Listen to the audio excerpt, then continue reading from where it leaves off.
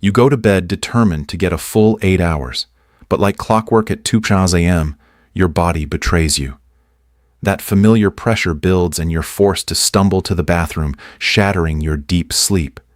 You probably think the culprit is that glass of water you had, or maybe just age itself. But what if I told you the single biggest reason you're waking up has nothing to do with what you drink, but instead could be your sleeping position? It's maddening, isn't it? You try to do everything right, staying hydrated, eating healthy, yet your nights are still fragmented. You feel like you're fighting a losing battle against your own bladder. But the truth is, your bladder is just the messenger. The real culprits are gravitational fluid shifts and thermorelation failures that your body can no longer manage during sleep, forcing your kidneys into overdrive. In this video, as a doctor dedicated to practical health solutions, I'm going to walk you through the 5 surprising mistakes that are the real reason you're waking up at night. We will count them down from 5 to 1. And the number 1 mistake we'll cover is the most powerful and overlooked of all. It has nothing to do with what you eat or drink, but mastering it can cut your nightly wake-ups in half, and the change can begin tonight. So stay with me because this information is crucial. And before we dive deep, if you are ready to finally reclaim your uninterrupted sleep, do me a small favor and hit that like button right now. Your click helps this vital information reach more people who truly need it. And be sure to subscribe and hit the notification bell so you never miss out on our weekly health guides. Lastly, I love to see how far our community stretches. So, drop a comment below telling us what city or country you're watching from. It's always incredible to connect with you all. Alright, so the real issue isn't just about managing fluids. It's about creating a holistic, sleep-friendly environment for your entire body. Let's count down the 5 biggest and most fixable mistakes. We'll start with number 5. Mistake number 5, the 3-hour liquid myth. Why your timing is everything. Many people know they shouldn't chug a liter of water right before bed, but they believe a small glass an hour before is harmless. This is the mistake. The rule isn't drink less at night. It's stop drinking much sooner than you think. The golden rule should be, your kitchen is closed for all significant liquid intake 3 full hours before your head hits the pillow. Here's the simple science behind it. When you drink liquid, it doesn't just teleport to your bladder. First, it gets absorbed from your stomach and intestines into your bloodstream. This process increases your total blood volume. Your kidneys, which are your body's master filters, sense this increase. Their job is to filter waste from your blood and maintain a perfect fluid balance. When they detect excess fluid, they start pulling it out to produce urine. This entire cycle from your lips to your bloodstream to your kidneys to a filling bladder takes time. Depending on your metabolism and hydration status, this can take anywhere from 60 to 180 minutes. So that harmless glass of water at 1000 p.m. when you go to bed at 11 is setting your kidneys up for peak urine production right around 1 or 2 a.m. Furthermore, your body has a natural defense against this, a hormone called ADH, or antidiuretic hormone. Its levels naturally rise at night, telling your kidneys to slow down urine production so you can sleep. But drinking fluids too close to bed actively works against this hormone, suppressing its release and keeping your kidneys in daytime mode. And this isn't just theory. A comprehensive study published in the Journal of Clinical Urology looked at fluid management strategies for patients with no chorea. They found that participants who established a strict 3-hour liquid cutoff before bedtime reduced their nightly urination episodes by an average of 40% compared to those with a more relaxed 1-hour cutoff. The how-to is simple. Front-load your hydration. Drink the majority of your water in the morning and early afternoon. Think of it like this. Your body is a reservoir. Fill it up during the day when you're active and can easily use the bathroom and let it run low at night.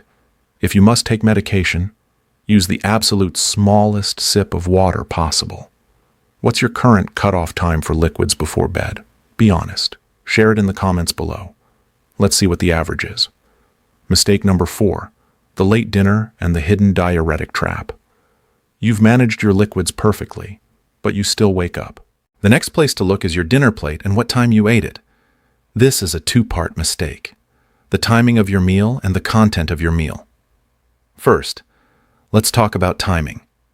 Eating a large meal late at night, say within 3 hours of bedtime, puts your body into digestive overdrive instead of sleep and repair mode. Your body has to divert a huge amount of blood and energy to your stomach and intestines. This process not only elevates your core body temperature, which can interfere with sleep quality, but it also produces something called metabolic water. As your body breaks down carbohydrates, fats, and proteins, it creates water as a byproduct. This metabolic water is then added to your bloodstream, contributing to the fluid load your kidneys have to manage overnight.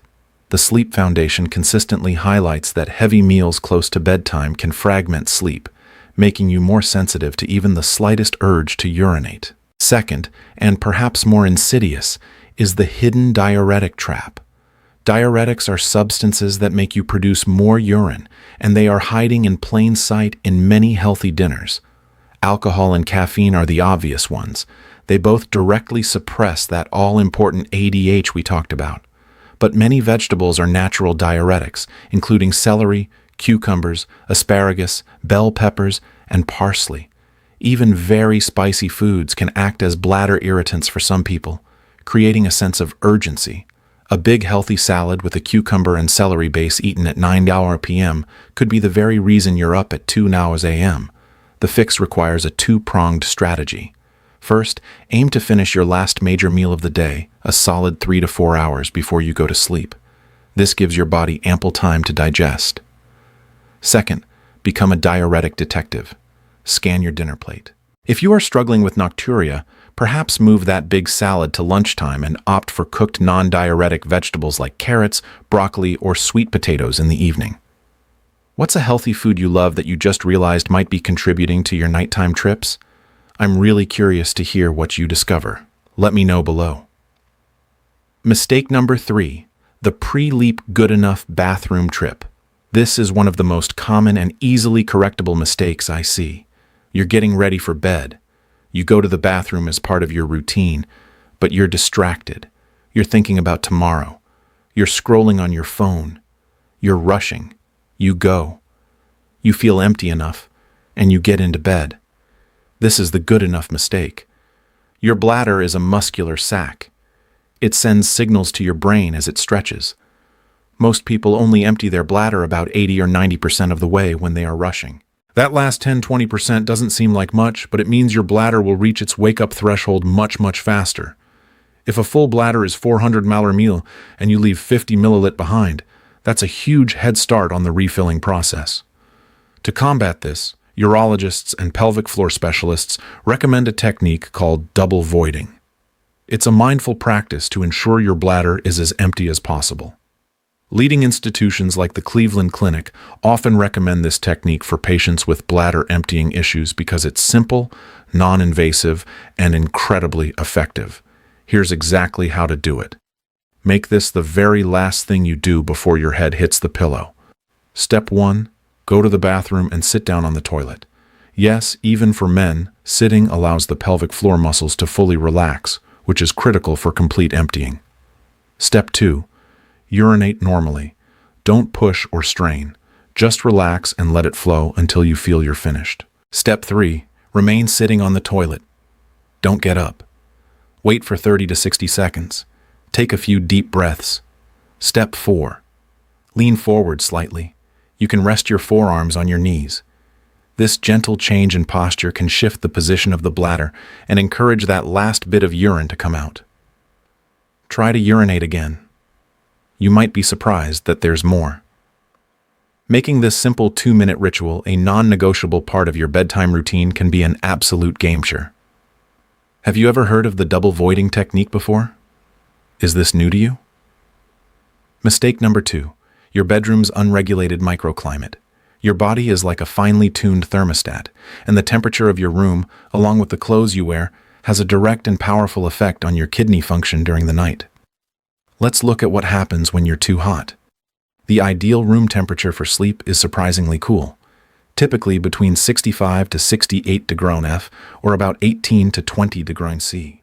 When your room is too warm, or you're wearing non-breathable pajamas like polyester, your body's core temperature stays elevated. This prevents you from dropping into the deeper, more restorative stages of sleep, where that ADH hormone is most active. You remain in a lighter, more restless sleep, making you hyper-aware of your body's signals, including a bladder that is only partially full. Now, here's what happens when you're too cold. This triggers a fascinating physiological response called cold diuresis. When your body gets cold, it instinctively tries to protect your vital organs by constricting the blood vessels in your extremities, your hands, feet, arms, and legs. This is called vasoconstriction. This process shunts blood away from the periphery and toward your core. This increases the blood pressure within your core circulation. Your kidneys sense this rise in pressure and interpret it as the body having too much fluid. In response, they start producing more urine to try and lower that central blood pressure. It's the same reason you have to pee more when you swim in a cold pool. The research is clear. A study in the Journal of Physiological Anthropology showed a direct link between ambient room temperature and sleep stage quality. And cold diuresis is a well-established medical principle. The solution is to create the perfect sleep microclimate. Set your thermostat to that cool 65 and 68 degree range. Wear loose, breathable fabrics like cotton, bamboo, or linen. If you get cold, it's better to add a breathable blanket you can easily remove than it is to wear heavy pajamas that will trap heat all night. What temperature do you usually set your thermostat to at night? Let us know in the comments. And the number one mistake, the one that impacts almost everyone, especially as we age.